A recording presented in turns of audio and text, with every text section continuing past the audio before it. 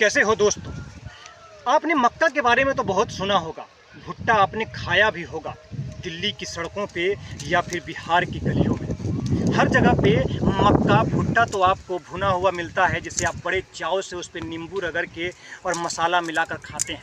लेकिन क्या आपने कभी सोचा है कि ये मक्का का फसल तैयार कैसे होता है और मक्का देखने में कैसा लगता है जब ये खेत में होता है, कैसे इसको उपजाया जाता है और क्या सिर्फ ये भुट्टा बनाने के ही काम में आता है जिसे मार्केट में आप भून कर खाते हैं नींबू लगाकर। आइए दोस्तों, आज मैं आपको इसकी पूरी की पूरी हकीकत बताता हूँ इस ब्लॉग के अंदर में। मक्का का एक पेड़ होता है, जैसे देखिए ये एक मक्का की खेती है। मैं एक गांव में हूँ और ये मक्का की खेती है। ये पेड़ को भी काटा गया है, ये एक पेड़ होता है, इस तरह से पेड़ होता है।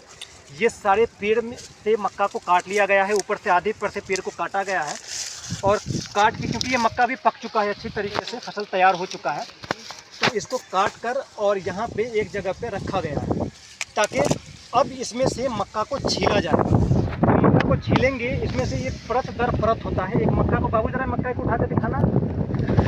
ये देखिए, ये एक मक्का है जैसे, तो ये हर एक पेड़ में एक इस तरह का होता है। एक एक पेड़ में दो दो या तीन तीन होता है, किसी किसी में एक भी होता है। तो ये एक मक्का है, इसको ज़रा छीलना कैसा उसमें से निकलता है।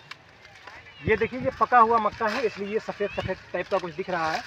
और ये देखिए, ये एक मक्का है, इसको मशीन में रख के इसको थ्रेसिंग किया जाएगा और थ्रेसिंग करने के बाद इससे मक्का को निकाला जाएगा। ठीक है बाबू, आप इसे रख दो।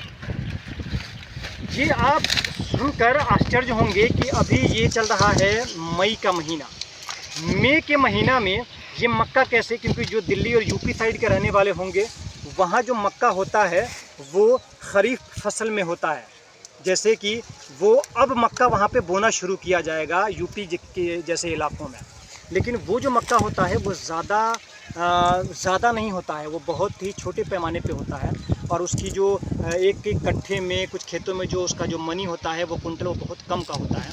लेकिन ये मैं बिहार के मुजफ्फरपुर में हूँ और यहाँ पे जो मक्का होता है ये एक एक कुंटल में, एक एक कट्ठे में 3-3 क्विंटल होता है। 3 क्विंटल, 3.5 क्विंटल होता है एक एक कट्ठे में। तो आज मैं आपको ये चीज़ दिखाया हूँ। यहाँ पे ये मक्के का भी मुख्य फसल है, ये खरीफ रबी फसल है, ये मक्के का एक मुख्य फसल है यहाँ पे।